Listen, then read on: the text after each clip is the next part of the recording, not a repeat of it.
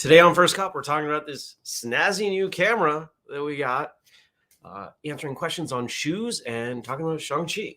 Stick around. We're rolling 20. I don't quite like this angle. I guess it's a little wider. All right. Oh. 3, 2, 1. Good morning, everybody, and welcome. Today is Wednesday. It's December 1st, 2021.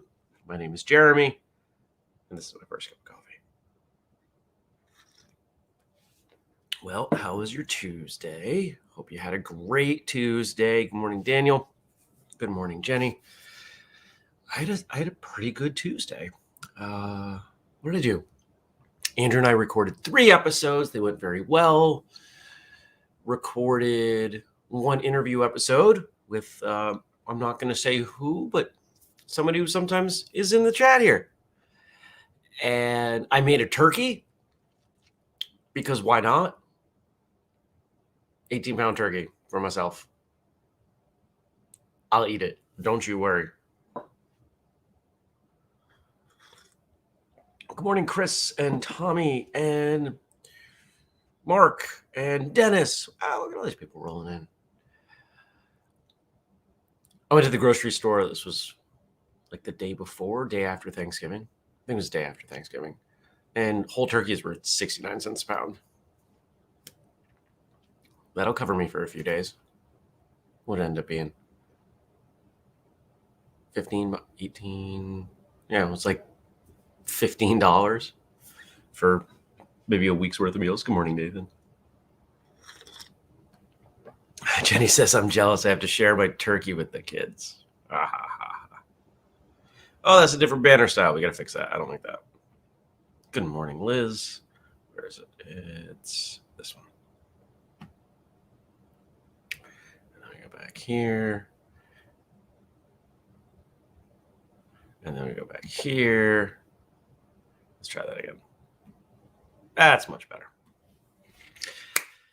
Yeah, I like turkey. Turkey's pretty good. So I got a question for you guys. This new camera, can you tell? Does it look better? Is it any better? Had to get a new camera anyway because I'm the one that I've been using is getting beat up, moving back and forth from office to here, and did some research. And this camera, from what I researched, is even better than what I had. I don't know. I need your feedback. What else did I do? Yesterday I went to the range, had my best day at the range yet. Was going to go to the gym, but as I was leaving the range, ended up in a discussion and, oh, Jeff, there's a long time since I've seen that name pop up. Hi, Jeff, how are you? Ended up sticking around at the range for a little while. Didn't make it to the gym. Did go have dinner with a couple friends at their new house. It was great to see them. And then came home and went to bed. It was a good day. What's today? Today's Wednesday. I got to do the books. I got a bunch of little stuff I got to do. Dinner with another friend who could become a colleague in some respect. So that's interesting. And then I'm going to try to get up to Burlington ahead of that. We're having dinner in Burlington. I'm going to try to go to the co-working space for a while. So I haven't been there in weeks. Daniel says he thinks the camera is a little clearer. That's kind of what I was noticing. So Gabe, I'm not quite sure what you're referencing here. Nobody's ever told me. It doesn't constantly refocus and make its weird noises. The other one makes weird noises? Thanks for telling me, guys. Jenny says, I usually watch on my phone and without my glasses, but I think the picture looks pretty good today. All right. Well, cool. This is where's the box? This is this. That's what this is. A Razer Keo Pro. I know Razer from making computer gaming stuff. So my guess is they made this camera for like Twitch streamers. But it's under $100 and it's good. And I can leave it attached to the tripod. And I can leave the other one attached in there. There you go.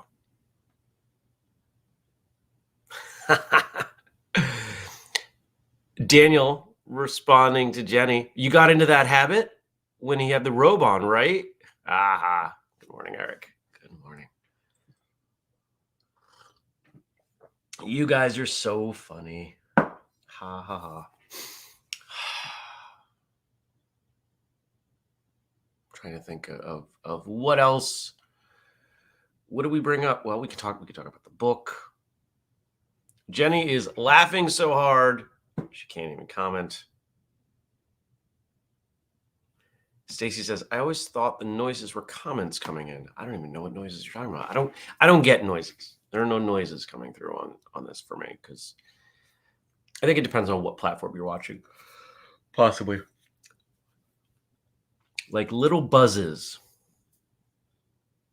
Those are probably comments. I don't know. I don't see it the way you guys see it. What else did I do yesterday? Andrew and I laid out some things for some other episodes. We're already scheduling and releasing episodes into next year. It's kind of crazy. I know it's only a month away, but here we are. It's just now December, and we're talking about 2022, and it just feels so far away. And maybe it is, maybe it isn't, but the point is, it's happening. Daniel says, I started my day off differently this morning. Had a huge glass of water before my morning coffee. It's a tip I picked up from this awesome new book I got yesterday. And Daniel and I actually exchanged some messages yesterday about the size of this book that we did. You could do some damage with this book, even though it's a paperback. You can mess somebody up with that book. See, doubles as a weapon. You can carry it around with you. People, I don't know. I'm not advocating violence. He's not had to fend anyone off with it yet. Well, that's important. That's good to know. You don't want to have to fight anyone with a book. You don't want to have to fight anyone, but if you have to fight anyone, you hope you have something better than a book. And if you don't, well, you got a book.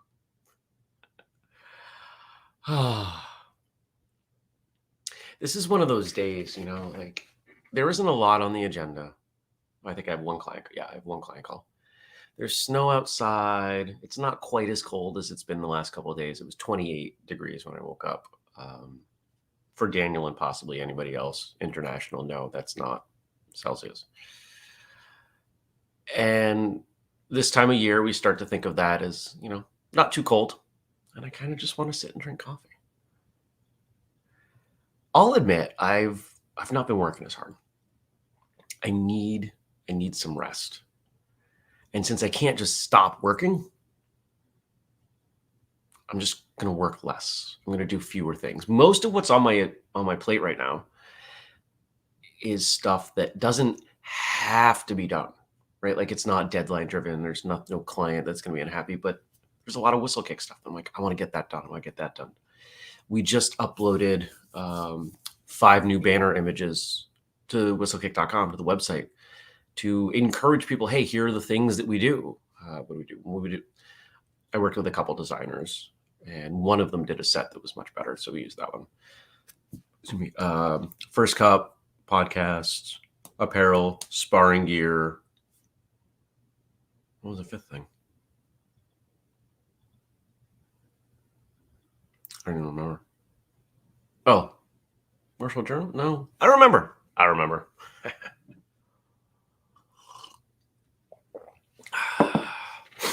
Jeff suggesting a book kata.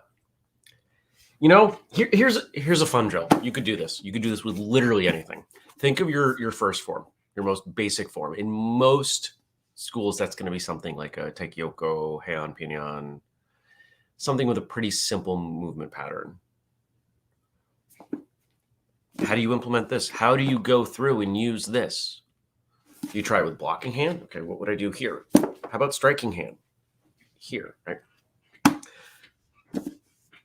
It's goofy, but the more you can find something even mildly useful out of it, the better you understand your techniques. people, I wish more of us, and I feel like this group here gets it, but I wish more people understood that forms and that style of training, it's not a one-to-one applicability to self-defense. It just drives me nuts.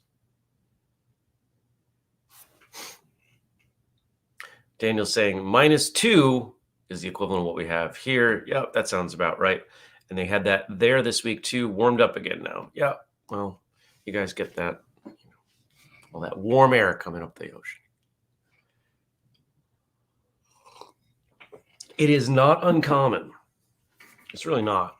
It is not uncommon for it to be colder here than it is in Antarctica. It's happened more than once. Usually a couple times a winter. Think about how crazy that is. It gets cold. It gets cold. More coffee. All right. Let's see what you guys wrote. You guys dug in on some stuff for me. And remember, if you want to leave me questions or comments for tomorrow, that's where you go. Whistlekick, not facebook.com/firstcupofjeremy. If you aren't on Facebook, you can email me, jeremy@whistlekick.com. By the way, I have a bunch of email I have to respond to, and I'm going to make myself do this. I don't want to do this, but I'm going to make myself do this. Immediately after First Cup, I'm going to start doing email. It's probably 10 minutes of email. You ever do this? You look at these emails and you're like, I don't want to deal with these emails. They're all short. Most of them are people who write me like a long email, and I look at it and like, this is 4 paragraphs long. And I still pledge to respond to every email that comes in. Actually, that's not true. I've changed that a little bit, but I still try, especially if it's someone who listens to the show. I've just found the show or something like that. I do try. So I got email I got to do. All right. So Frank brought up some stuff about Shang-Chi. And Josh posted a question about shoes. And I want to talk about shoes.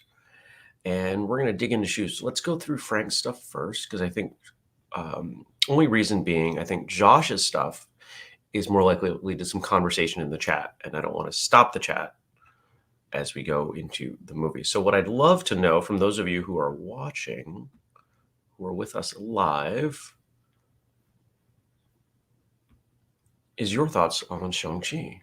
If you haven't seen it, you should. It is one of the best Marvel movies. I'm not going to say it's the best one, but I absolutely loved it. In the late 1980s, Stan Lee had considered a film or TV series about Shang-Chi and had in mind Brandon Lee, son of martial arts superstar Bruce Lee, of course, for the role. Shang-Chi was visually based on Bruce Lee, so Brandon seemed a fitting choice, but the plan fell through. I think it would have been hard in the 80s to make that happen. Right? We know a lot more now, especially with the release of the film Crazy Rich Asians, about how Hollywood has looked at Asian actors, Asian American actors in the US market. And we're just now at a point where they're willing to trust an Asian lead. In the same way Black Panther was, holy cow, a black lead in a superhero movie. Yeah, finally. And both of those movies did well, and it's opened up a lot of doors. So we look at something like this in hindsight and say, they should have done that. Yeah, should have. Would not have. So I wonder if Stan Lee was more willing to move forward with it than others were.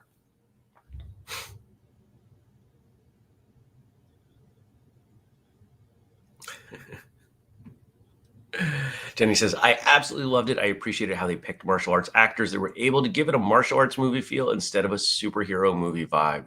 Yes, I will completely agree there. Tommy says, I enjoyed it a lot. I enjoyed the comic book a lot too, but hey, it's Kung Fu. Good morning. Andy says, good morning. Have a wonderful day off to work. And you as well, my friend. Daniel holding his typical role of the court jester. Shoe is my favorite form of pastry. Oh, shoes. Sorry. Yeah, we'll get there. We'll get there. All right, next. Simu Liu, when cast as Shang-Chi, was knowledgeable in taekwondo, gymnastics, and Wing Chun. For his role as the master of kung fu, Liu trained in Tai Chi, wushu, Muay Thai, pencak, silat, Krav Maga, jiu-jitsu, boxing, and street fighting. That's a lot of stuff.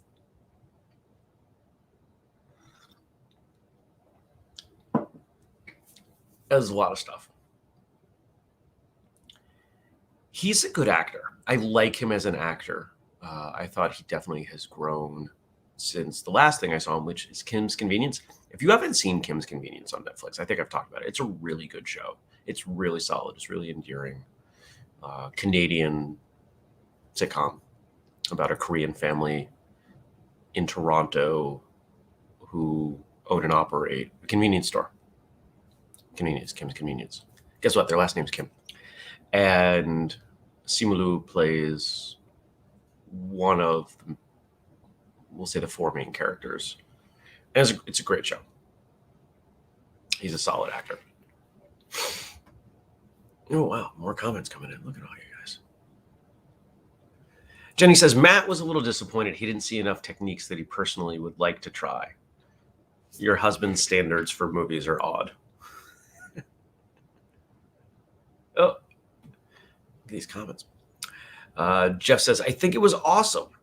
I love the actors and the action. I would have liked to see a version of it in the 80s or 90s while growing up, much in the style of the show Vanishing Son. I'm unfamiliar with that. Tell us more.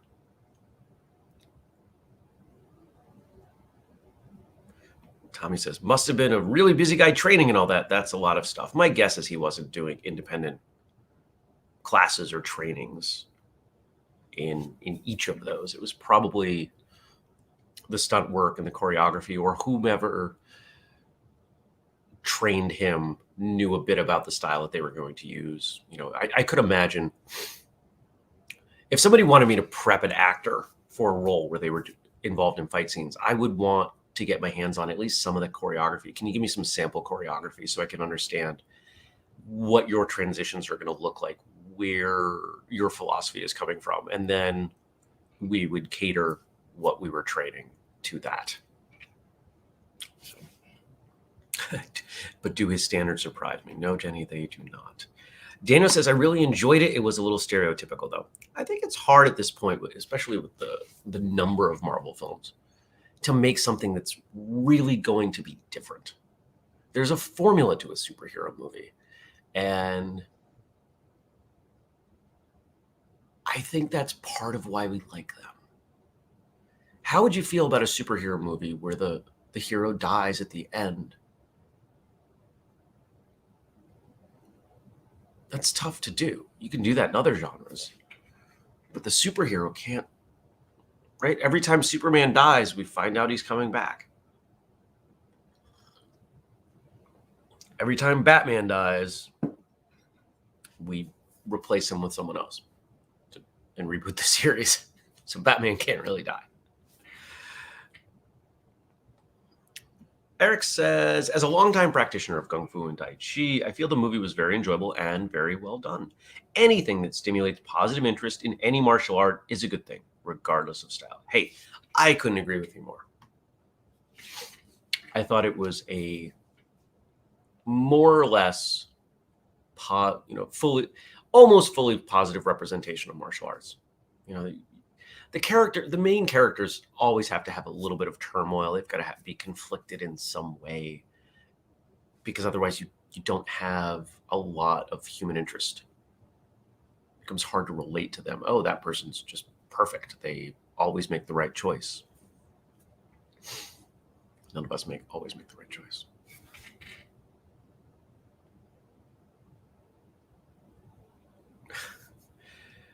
And Daniel says, I often think the hero should die at the end. I wanted Sandra Bullock to die at the end of Gravity after all the struggle to get back to Earth. You are a twisted man. But that's okay. All right. And then our last bit, the movie made $94.4 million in the US box office, shattering box office records for the 4-day Labor Day weekend by beating Halloween, which was from 2007, at 30 million. Yeah, I think a lot of that was pent up demand from nobody going to movies. You know, released that film and it was like a movie and a big movie and a good movie and a culturally relevant step forward of a movie. Let's go see it. I think that's what happened. All right, so Jeff knows things here that I don't. Cool. This is why I love having you guys around. Shang-Chi's choreography came from the late great Brad Allen. Amazing stunts. There we go. I wish I had more ties into the stunt community. At 42, it's unlikely anybody's going to cast me as a stunt person. Nor do I think I want to do that. I would love to do choreography, and I would love to be, I guess, I don't want to do the fall off the building, crash the car, catch on fire sort of stunt work, but I would love to do the fight choreography stand-in work. I think that would be a heck of a lot of fun. Maybe someday. Heck, if Tom Cruise can do it into his 50s, I could do it now. Dana says, old men need stunt doubles too. There we go. Start with local theater and build a resume. I don't have time for that. Oh, Daniel, I don't think I realized our birthdays were so close. Apparently 2 days apart. All right, let's move on to Josh's question about shoes. Have y'all at whistlekick ever considered getting into the martial arts shoe business? Yes. I've been looking for a pair to replace the macho ones I got as a teenager. One of the downsides to the way a lot of the manufacturers seem to make them is there's basically zero tread. So you go sliding all over a hardwood floor. They're meant to be light, but that means they basically have no padding on the soles, which are often smaller than the sole of your foot, making it easier to roll your ankles. The flip side of this, how often folks train in their day-to-day footwear, sneakers, boots, sandals, etc. So we got a couple things in there. Real quick, yes, we have looked at doing shoes. I have a number of shoe samples in the garage, the warehouse. And the short of it is, in order to make the shoe that I would want to make, we are talking about making thousands. We're not there. When we put out something like sparring gear and we're not selling thousands, we're definitely not going to sell thousands with shoes. Everything you say is true. The thing I would consider if you're looking for something like what you're talking about, I would look for like a lightweight skateboard shoe. That kind of checks all the boxes. Probably a little clunkier than you want, but a stickier sole, a little more padding, much more stable base. Is it going to be perfect? Probably not. What we probably want is in between those macho shoes, because I know exactly what you're talking about, and like a skateboard shoe. But if anybody watching right now has suggestions, let's hear them. More cream in the coffee. We've made a couple different shoes at whistlekick. They were first pair was a one-off. We did a limited time thing for handmade Italian whistlekick sneakers. This is back when we had money and I was trying everything. I think our cost on them was like $225. Nobody bought any. We have the one pair that I bought that fit my feet, and that's it. They're in my closet.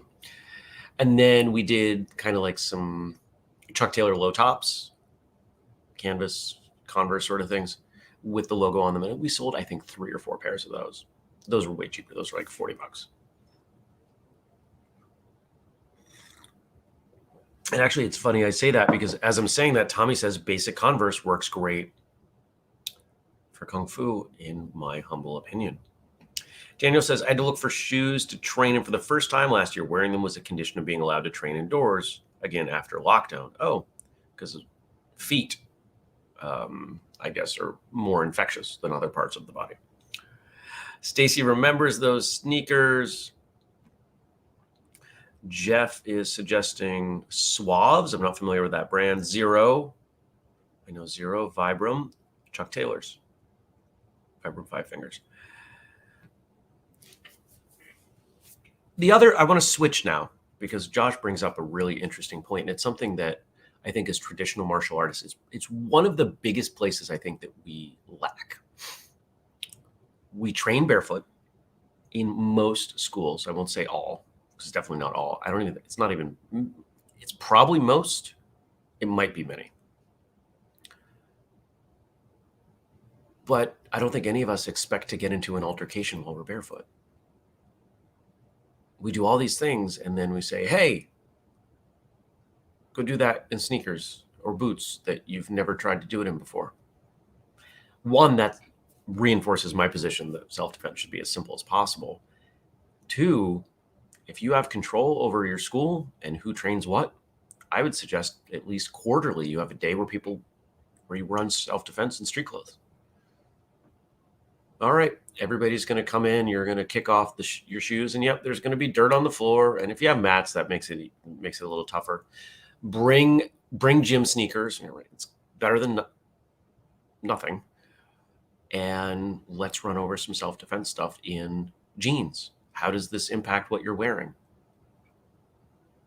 Ladies, if you wear high heels most of the time, you got to wear high heels.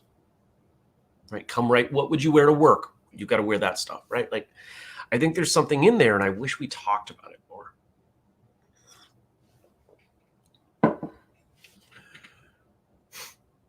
Stacy says, most of our school trains barefoot, and I wish I could, but my ankles will not allow that. Daniel, oh, you want to fight? Okay, give me a minute while I take my boots off and change into my gi. It's kind of like a couple scenes in Billy Jack where he's like taking off his shoes. Liz says, the only thing I've kicked barefoot is the fridge or kitchen cabinets closed. Ha, ha, ha, ha, ha. Jenny says, and stretched. Yeah, it's interesting to see what you can and can't do. And this is part of why I'm really picky on the jeans I wear. Most of them have some stretch built in, and I can kick high enough that they work.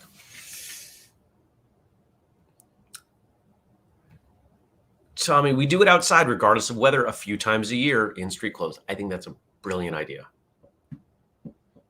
Throw on your coat and your hat and your gloves and step out in the cold and, run 15 minutes of drills. You'll warm up, but how that impacts things, I think it's so important.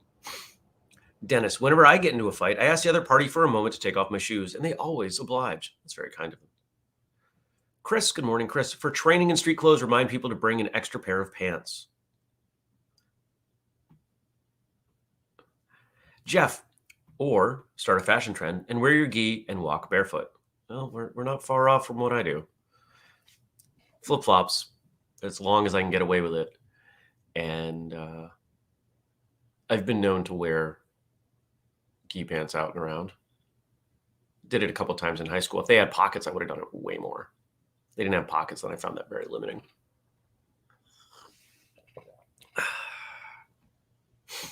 Kelly says, good morning, Kelly. That's exactly what I've been talking about in classes since the seminar from Free Training Day. Turned the lights off last night. I think the more we adjust, right? We have a typical pattern where we generally train in the same place at the same time with mostly the same people doing a fixed set of things. The more you can vary that. Okay, let's turn off the lights. Let's not set the heat as high today. Let's not turn the air conditioning on this day. The more you can mix it up, the more adaptable you will be. Training it with variety, we can call it cross-training of conditions. It's an important thing to have. You ever watch someone come into a class where maybe there isn't air conditioning and they're used to their house and their job are air conditioned, and it's a particularly hot day and they're 10 minutes in, they're like, I can't even function. Well, there are plenty of real world scenarios where you're not going to have air conditioning, potentially. Yikes.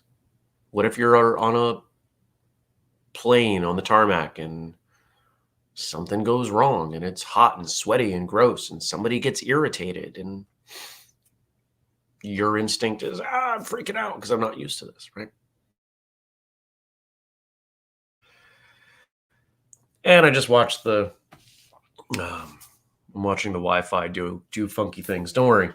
This is on the list. I didn't get to this yesterday because, again, remember I said there are a bunch of things that I just don't want to work that hard for a couple of days. I need to relax. That was all. That was a victim there. Daniel says, we trained outside during lockdown because it was the only option. I honestly love those 3 months of class. I get it. There's no reason we can't keep doing this. Stacy, no pockets. Welcome to the major problem in women's clothing. But I would trade pockets. I think I would. Maybe not. I might be okay with giving up pockets if it was socially acceptable for me to carry a purse. You can get way more stuff in a purse. Pockets are great, but, the ability to pull out a full meal at any time from a shoulder bag would be awesome. And Daniel says, the number of times my partner says to me, hey, look at this awesome dress I found. It's got pockets. Totally get it. Well, I don't get it. I can empathize. Daniel's telling me to get a fanny pack. You know what? I've got a fanny pack. It's a hiking fanny pack, and I brought it to Comic-Con, and that was going to be the plan. I was going to walk around with that. But by the time I put in the camera gear and the other things that I brought it to carry, it weighed so much. It's a big fanny pack. I could, other than water, I could put everything I need for a hike into this thing. And it's just awkward and too heavy. So, yeah. So I didn't carry it. I do need I could get a smaller one. And if you know anything about Bill Wallace, he carries a fanny pack. And if Bill can wear a fanny pack, well, that doesn't mean any of the rest of us can get away with it, but he does. He actually got a new one just a couple years ago. The other one he had, I thought, was quite old.